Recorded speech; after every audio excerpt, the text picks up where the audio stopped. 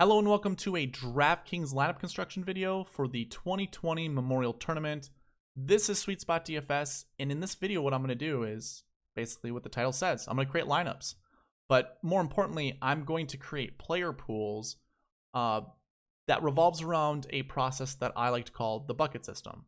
If you've been here before, you know exactly what that means. If not, I'll explain a little bit later. But not only will I be using the bucket system, I'll also be looking at tee time pairings. I'll be looking at swing stats. That would be all your strokes gain metrics. Also greens and reg, proximity, birdie or better, bogey avoidance. And then I'll also be looking at grass stats. So looking at POA and bent grass results. And then I'll narrow down my player pool based off of that. Okay. Before I get further into the video, I do want to remind you can watch this in a faster speed. If you're on desktop, go ahead, drag your mouse over the screen. You're going to find a gear icon right down here. Drill down on that. You'll find playback speed. I prefer 1.5, but if you were to choose 2x speed, you'll cut the video in half. I don't know exactly how long this video is or what it's going to be at this current moment. I run this live all the way through, so there's no editing whatsoever.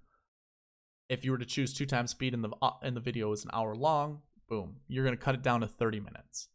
To find that option on mobile, top right hand corner, 3 dots, drill down that, you'll find playback speed. You'll find it there.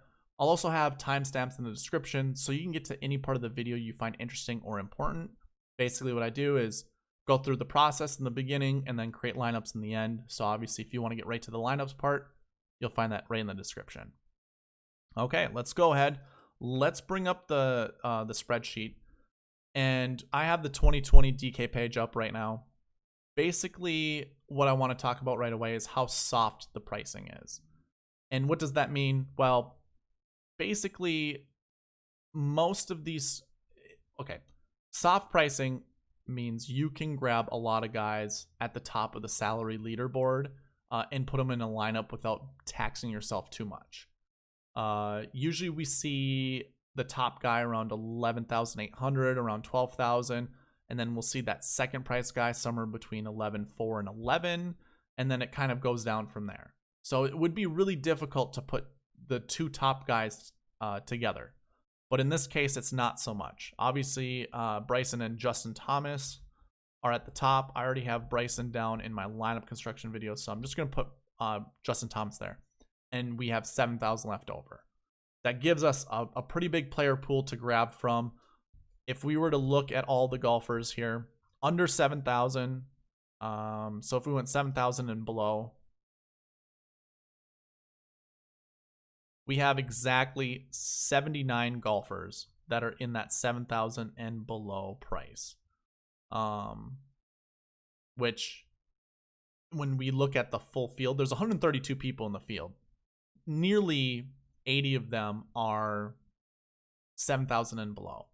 So that is a huge player pool we can still grab from. That's why this pricing is soft. But we can also grab guys like Xander. I mean, look at all the odds here. We can grab Brooks, Tiger, Justin Rose, and Ricky and nearly put all 4 of them in the lineup. Let's see what that would look like.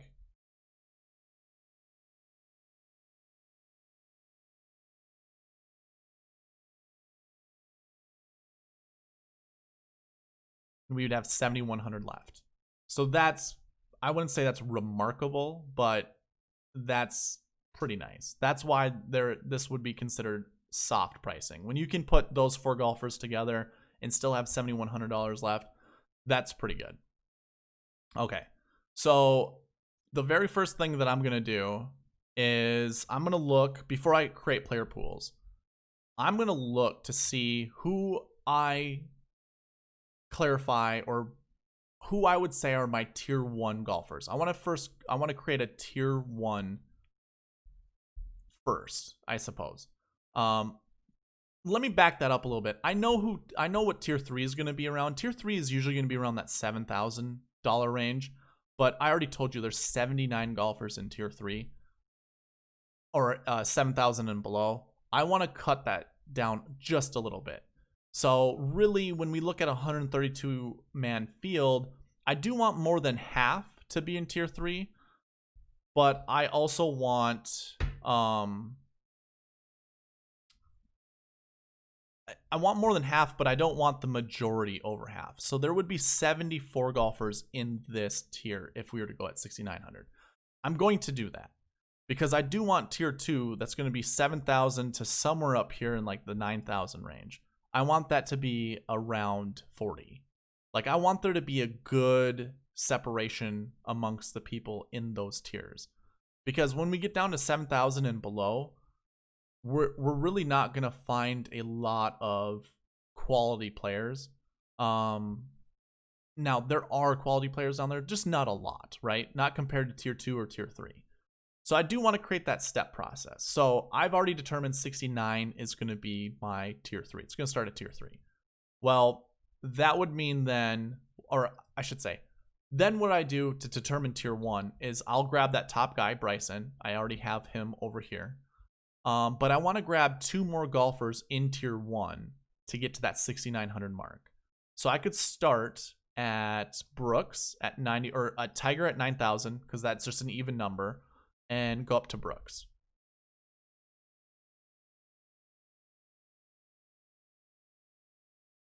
And what I'm going to find is I do have $6,900 left over. So that's like, boom, victory, right? Well, there's one more test that I like to do. I like to grab 4 golfers at the bottom of tier 1, put them in a lineup. I want there to be $6,900 left over.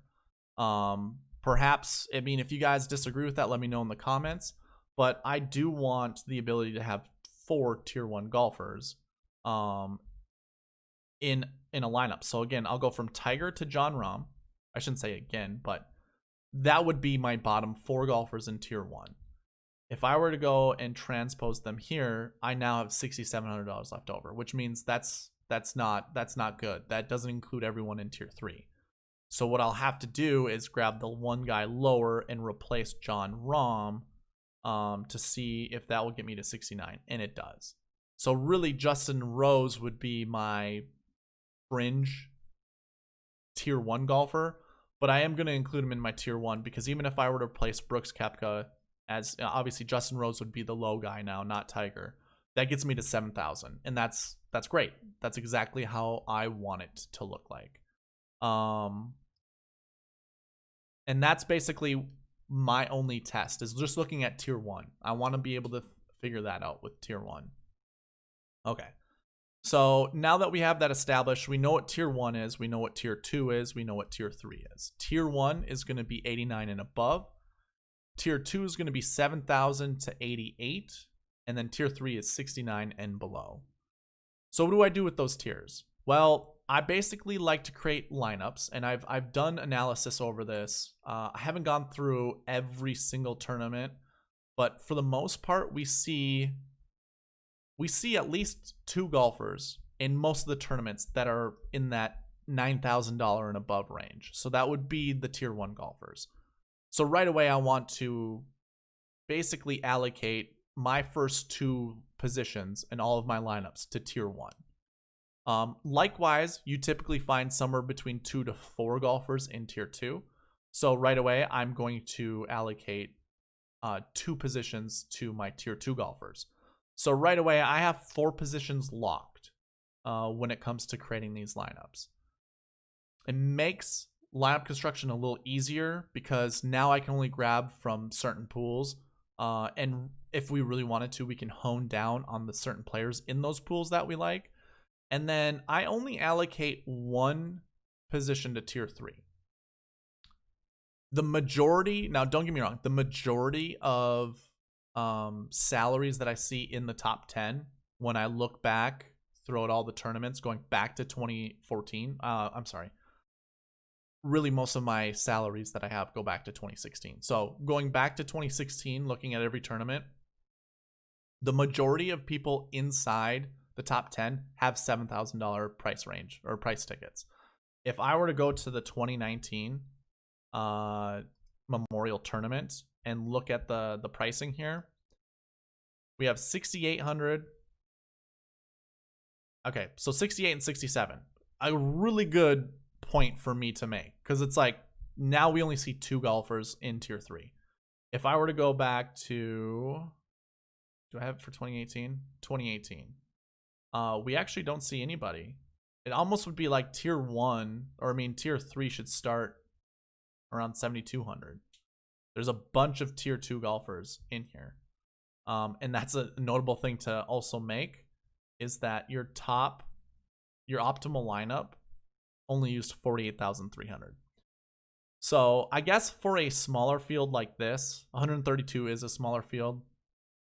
We might need to change the tier up a little bit, but I'm not going to do it right now. If I am going to make that change, follow me on Twitter. I will post it there. But for the most part, I'm going to just keep it as is. That is so strange. Okay, so now we have 1, 2. Okay. No more than 2 tier 3 golfers. 2018. Nobody. 68, Tom Hoagie, 13th place. 69, Gary Woodland. 68, Patrick Laird. Or Martin Laird, sorry. 69, Siwoo. That is really, it's important to note. Wow.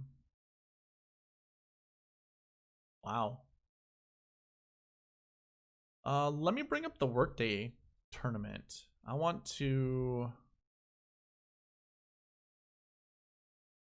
check something really quick, because if that's going to be the case, like that's going to be, I'm not going to say problematic, but I basically had already theorized how I'm going to create this video, and it was based off of, come on. This is the slowest this has ever opened.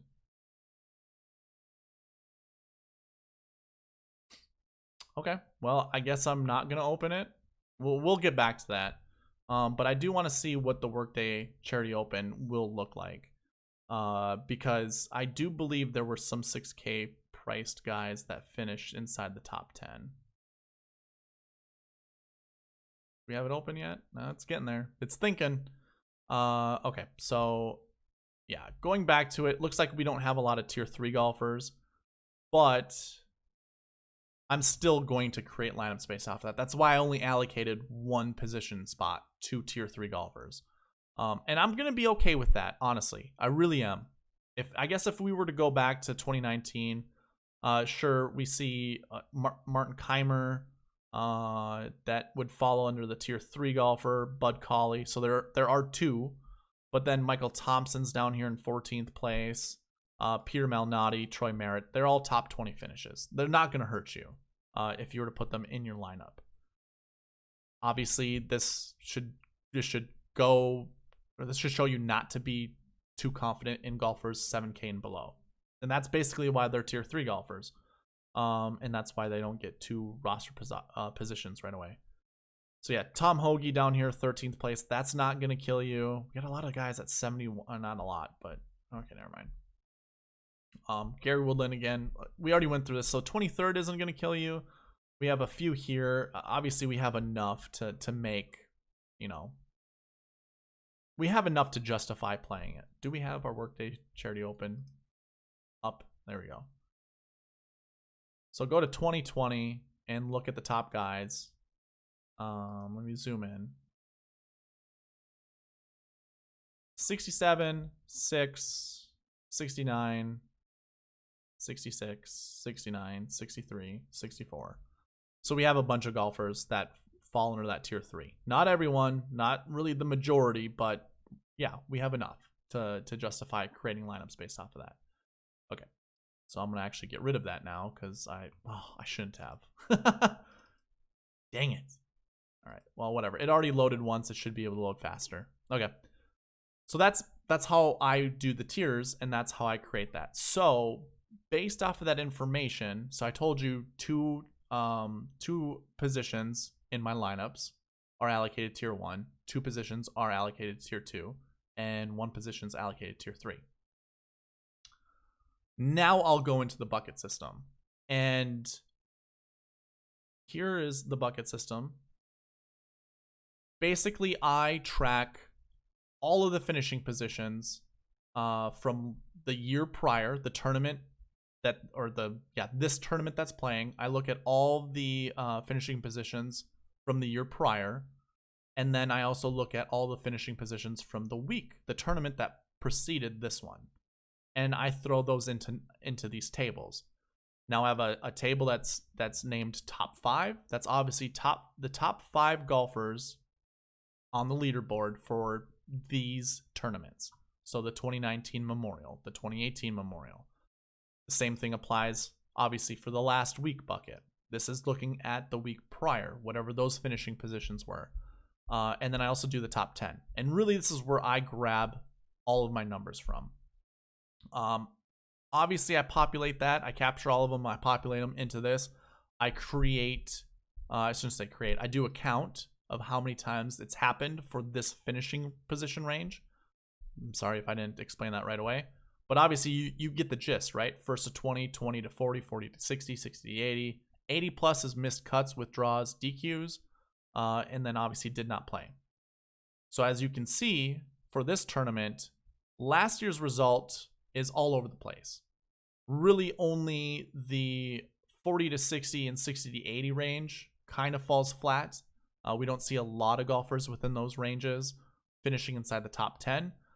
But you do see golfers who missed the cut the year before, who placed 20 to 40, who placed top 20, and who did not play, all find the top 10 pretty, what's the word I'm looking for? Consistently.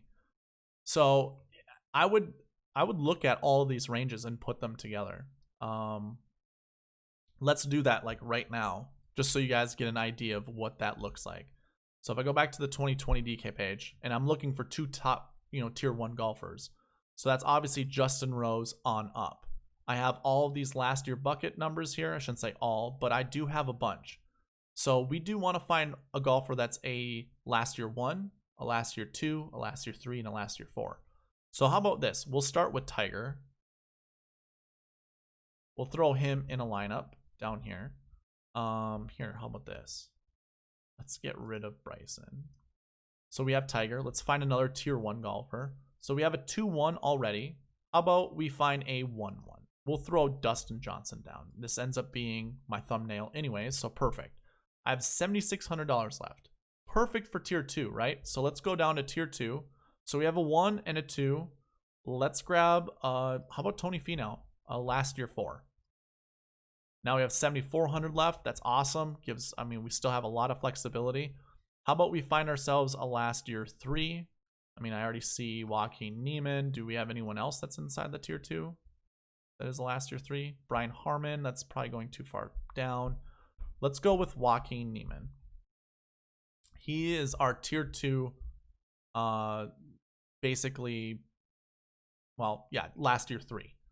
Okay, so from here, what I could do is, obviously I want to find someone under 6,900 and below, and it doesn't matter.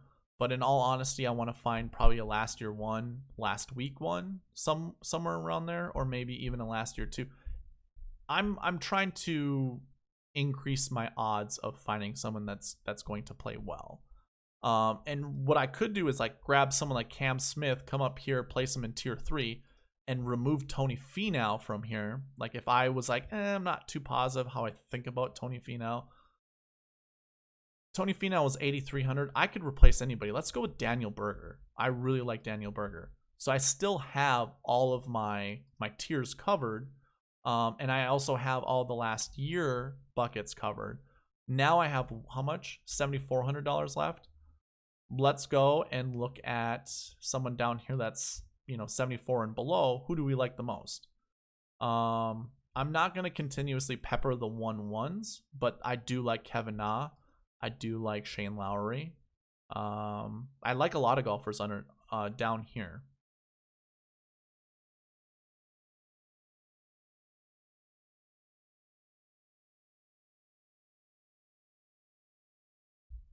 How about this? I'm getting paralyzed with the golfers. I'm going to actually just throw Bubba Watson in there. So I've created a lineup based off of the last year buckets. Basically, that was the only thing I was looking at. If you were following along and you're like, well, you grabbed a lot of last week 1s. Yes, I did. That was another thing I was looking at.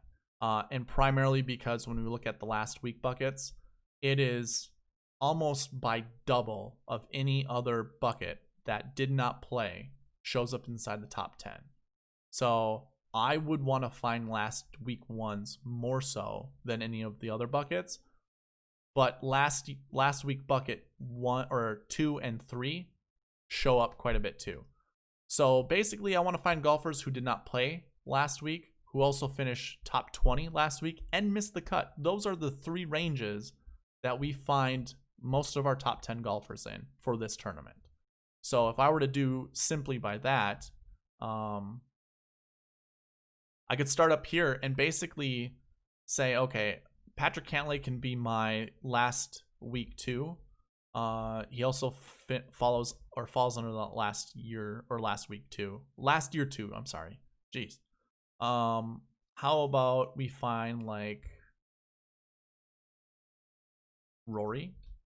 So he's going to be my last year 4, last week 1. And then come down to tier 2 and try to do that same thing. So I really like Daniel Berger, so why not? Well, let's put someone else that I haven't used already. We do want to find a 3, so I could use someone like Benny Ann, put him here as well. Come down here a little bit more and try to find now like a 3-1. So there we go, Brian Harmon. So I'm also incorporating the last year bucket to go with the last week. So we have a 3-1, a 2-3, a 4-1, and a 2-2. So we have 1-2, 1-3, and 2 1s. Now I can go down to my tier 3 golfer and try to find some kind of mix. 1-3 would be fine. Really like even a 3-3, anything that has a last week score of 1, 2, or 3. And really, I think I'm just gonna go with Matthew Naismith. He is one of my favorite golfers this week for the tier 3 golfers. Now I have $8,500 left. I can come right back up to tier 2, select a golfer somewhere in here that I think is going to be an important piece. Actually, it's a bit more difficult than one would think. I have all of my colors figured out. Let's go with the last year 1. And I could put Patrick Reed in. Why not? So that's how I can create lineups. And really, you can start your lineups. This could be your base.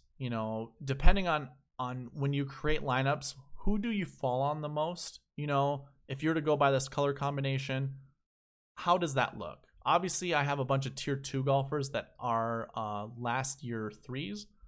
But if I were to look at Bryson's the top guy, and he's a last year 3. So I could get my last year 3. He is a 3-1, so it actually plays pretty decently. I could start there and maybe go to Tiger, who is a 2-1. I think that's a really good starting point, and then go from there. Like if I put Daniel Berger down, obviously now I'm really, it's going to be difficult, but it's possible to put a tier 2 golfer. Let's put Kevin Na, because he is kind of a golfer I've been searching for or looking at. But now I have $7,000 left to play with anyone. If I wanted to go ahead and put down Matthew Naismith once again, $6,200 seems a little too cheap for him. Now I have $7,800 left to work with. That gives me a really good selection of golfers here. And I'm really just missing like a 4-1. So $7,800 left. I mean, I could go 74 with Cam Champ, but I don't like his finish. A lot of the last year 4s I don't like whatsoever. So that might, like last year 4s inside that range, other than Tony Finau and maybe Jason Day, I really don't like. Primarily because of the last week score. So maybe that's something to look at. Maybe Rory is the play to play 4-1s, or even a Cam Smith down here. Brandon Grace. Those are actually pretty good golfers. Let's do that. Let's put Brandon Grace right here. That can be our last year 4, and then come up here and look for anything now. So it's like 77 and below. I could go with Doc Redman. It's a hell of a play. So that's another way to create a lineup. Now, the only missing piece that I'm going to do with any of this is look at tee times. So I'm going to go ahead and throw a filter on this. I want to find golfers who are golfing in the morning. I did I threw something on Twitter, but also when we looked at the Workday Charity Open, and when we look at past results. So if I go to the 2019 DK page, open this spreadsheet up a little bit, we have a lot of golfers that start on hole 10 who also start in the morning. Like, that's a large amount of golfers who finish inside the top 10. Now, I'm including Justin Rose. Maybe I shouldn't. So here you go. The majority of golfers inside the top 10 started on hole 10. They also started in the morning. You can even include Martin Keimer as a golfer who started on 1 that started in the morning. So I do have, I mean, it's a pretty even mix, I guess you could say, for morning and afternoon, but primarily for hole 10, I can't say it that way, not for this tournament. But if I were to look at the Workday Charity Open, go to the 2020 DK page there, scroll over. Let me zoom in a little bit for you guys. And we look at the tee times here. Most of them were in the morning. Most of them are on hole 10. And this was at this golf course last week. So the Workday Charity Open, again, was played at the same golf course they're playing on right now. But it just ended up happening last week. So actually, Xander does not count. But if you can see it on the screen, now it just disappeared for some reason. You look on the screen, those are all golfers that started on hole 10 and in the morning. That's a large majority. Now, there's only four different combinations. Obviously, you've got morning on hole 1, morning on hole 10. You also have afternoon on hole 1, afternoon on hole 10. As you can see, most of them started on hole 10 in the morning. And then obviously the winner was started on hole 1, but in the afternoon. If we were to look at the 2019, same thing applies. Your top 2 guys, morning. And if you really wanted to be like superstitious, around that 12:48 tee time, 12:48 to 1:05, somewhere in there. If we were to look at the 2020, do we have that up at the top? 12:44, 12:55. Anyone else that do we include Justin Rose in on that? Gary Woodland, Tony Finau. 12:48 to 1 o'clock, 1:05. That seems to be the number that's worked pretty well in the past. Now, the tee times are slightly different. Does now 1:17 become the new 1:05? So is it like from what, 12:55 to 1:17? Because they do go by what, 11 minutes every 11 minutes. So maybe it's something like this. I mean, you put your own spin on it, but basically I'm first gonna target golfers in the morning, starting on hole 10, and we do have a bunch of good named golfers that are starting on hole 10 in the morning. So we can start with any of these golfers. The other piece to go with that is I like to pair some of these guys up that are playing in the same group. And instead of looking at tee time, I created this game column over here, and this is just basically copying the British Open or the European golfers during the British Open. Game 1 was the first tee time that went out. That would be on hole 1. I'm calling game 2 the first tee time that goes out on the back 9. So I'm having those alternate. So all odd numbers start on hole 1, all even numbers start on hole 2. So obviously when you see game 1, that's going to be hole 1, tee time number 1. The first tee time in the morning, and so on and so forth. So either way, we have Bryson golfing with Colin Morikawa and Patrick Cantlay. A great lineup, and we could start our lineup with any of those golfers, right? So let me go ahead and copy those. Come over to the lineup construction page. I'm going to go and put them right here. Do that all the time. Keep forgetting. I gotta copy these. So I could start my lineups like this. And I mean, it's not gonna be exactly like that. Basically, we're gonna do that. And this is gonna be my 3 different options. I'm not gonna put all 3 of them together, but these are my different combinations for those playing groups. So I can start this way, and I can also use the bucket system based off of this as well. So I could go last year 3, last year 1, and then go, find my tier 2 golfers that way, which I think is fantastic. I'm basically, I just used up 6 positions, basically. 3 lineups, 2 positions each. And leaves me with a decent salary left over. I kind of like that, starting that way. Who else can we find that also has the same tee time? If we look at 16s here, we have Xander, DJ, and Dustin Johnson. That is a awesome group. So if I were to go ahead and put those guys right here. Oops.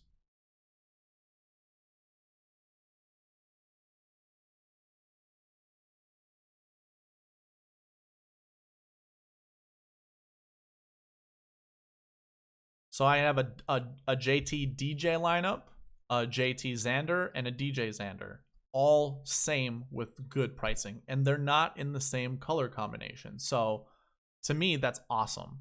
Really great to figure that out. So this is just creating lineups by hand. Picking every player hand by hand. I like to do a faster version of this.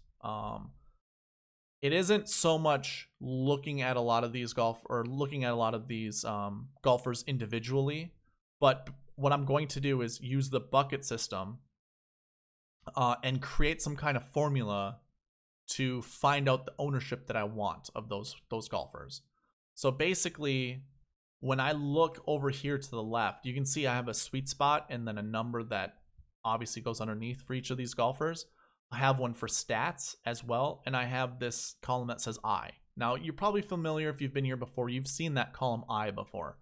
Probably never really understood what it is. It started with me just putting an asterisk next to the golfer.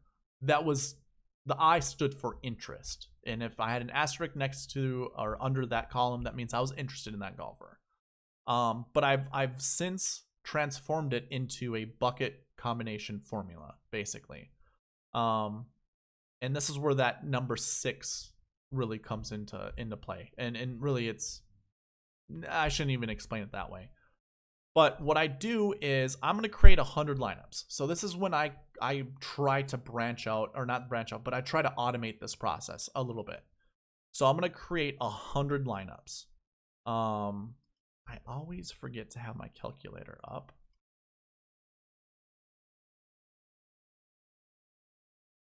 I'm going to go to the notes page. I'm going to come up here, look at my bucket system, and I'm going to look at all these numbers here. Really, I'm going to look at this number here. And what I'm going to do is do a calculation based off of this percentage for 600 lineups. So if I were to create 600 lineups, 100 lineups, and in those 100 lineups, there are 6 positions. So I will have 600 available positions to put golfers in. I want to use the buckets over here to determine what that number is going to be. So I'm going to do that for last year. So I'm going to do 600 times 23.08. Actually, let me do, so that would be for last year too.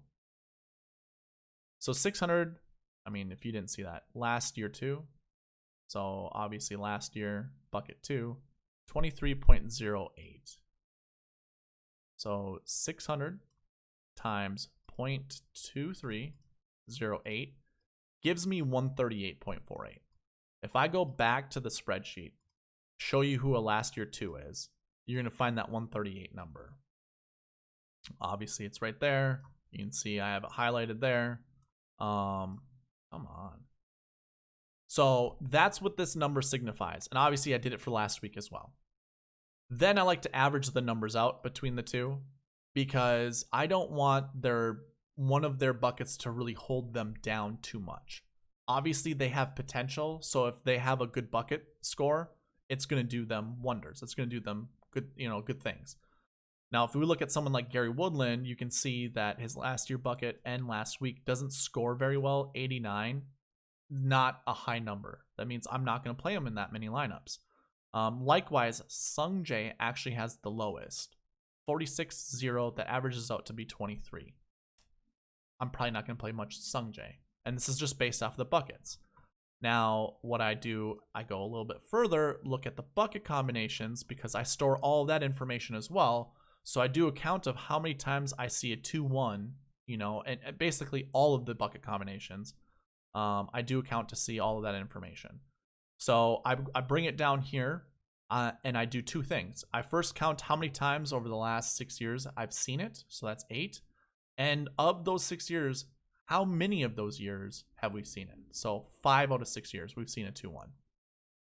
That calculation, obviously, if you do it in your head, if you can figure that stuff out, that's not the way to do it. Jeez. 5 divided by 6 is 83%. So that's an 83% mark we've seen a 2-1 over the last 6 years.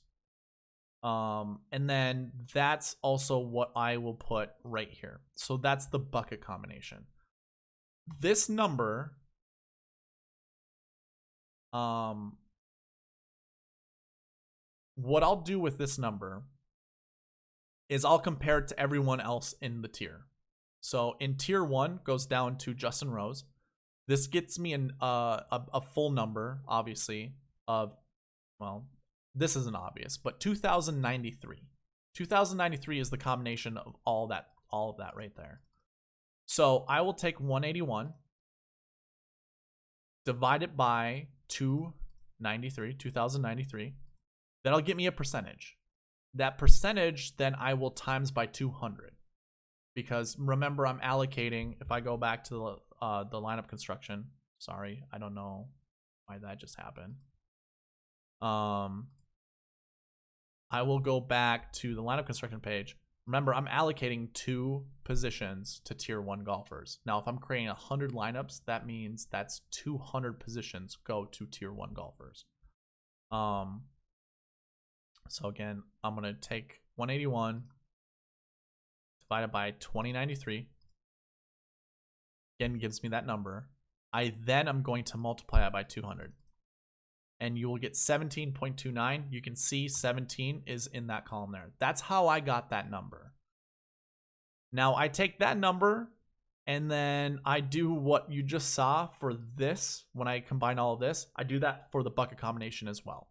Now these were percentages, but I put those percentages to numbers. And that will give me the sweet spot number. So obviously 83.33%, we've seen a 2-1. Tiger gets a bump to 24. He goes from 18 to 24. Like now on the opposite end of that, or not so much opposite end, but I also do one for stats. So if you were in the preview video, you can see that I actually found how many times these golfers finished top 20 in all the stats I used. I do recommend going to the preview video to find out what stats I did use. But in tier 1, Rory and Hideki are your top guys for stat getters. They also are your top guys in, if I were to use this column as my ownership. And that's basically what this is, right? I am in this column. This shows me how many times I'm going to play these golfers in 100 lineups. This actually gets me to 210 positions. So I kind of went a little over, but I kind of wanted to find a little bit more disparity, I guess you could say. I don't mind it being 210. That's totally fine by me. 210 means I'm going to have 10 more positions for tier 1 golfers, which is absolutely great. I think it's not going to hurt me whatsoever. But I can use any of these columns to determine my ownership. Obviously, Tiger doesn't show up a lot for stats, but that's because he doesn't have any stats. So if I were to highlight that and scroll over, you can see for all the stats that I have, he doesn't show up because he hasn't played enough tournaments since obviously the restart of the season. But even going back, I mean, I think the last time we saw him, does he have a recent form score? He doesn't. The last time we saw him was before the Honda Classic. I think it was at the Genesis Invitational. So we haven't seen him in for a while. That's why he doesn't have stats. I know. So the two that he does have are the bent grass stats, overall bent and 2020 bent. Those are the only times he shows up for the top of stats. But I do know he's even higher than that. So honestly, Tiger is by far and away the best golfer in my model. So I'll be playing a lot of Tiger. And then what I was getting at, and I didn't really fully get there, but I'm going to look at the differences between all of these. If I find golfers that have two stats that are low or two columns that are low, I'm probably going to fade those golfers. And I shouldn't even say so much fade, but I'm not going to add more to their pool. But this is also, again, this is based off of 100. I do that also for tier 2, the same way I just showed you for tier 1. So you can see that's what all this ownership over here is. And I can go ahead and hide this so you guys don't have to see it. Yeah, you can see like Harris English, the SweetSpot number wants me to play him in 11 lineups. Wants me to play Doc Redman in 11 lineups. And a lot of this is because they are 1-1s. So, I mean, I can look at that. I can also look at the number that precedes them and see, does it make sense? Obviously, a lot of these guys are top 20 in their stats. Of course it makes sense. Why not? Why shouldn't I play that? But one reason I like using the bucket system, the sweet spot number here, is because if I were to look at like 2019, actually I shouldn't even go to 2019 because I'm not going to see. I can look at the Workday Charity Open and look at the golfers who were top 20 stats. You can see we have a couple golfers that aren't in the top 20 of any stat.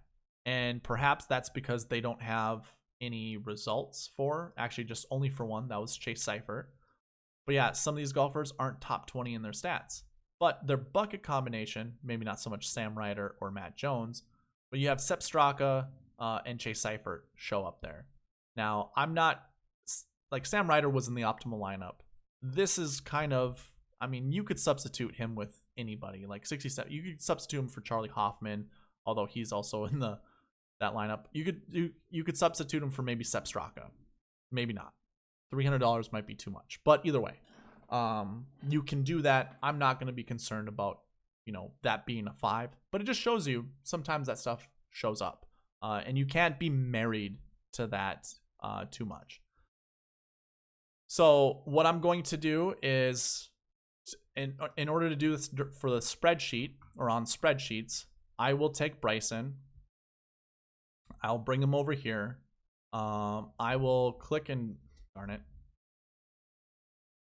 I will copy and paste him down as many times as that SweetSpot DFS told me. So 16 times. And I'm going to do the same thing for Justin, the same thing for Rory until I get down to 200. And then what I'm going to do from there, so let me just show you something. Let me do it like this. I'm going to go ahead and paste it like this. So what I will do is basically pretend this is 200. I will grab this, highlight, or I should say shift and left click from that top spot.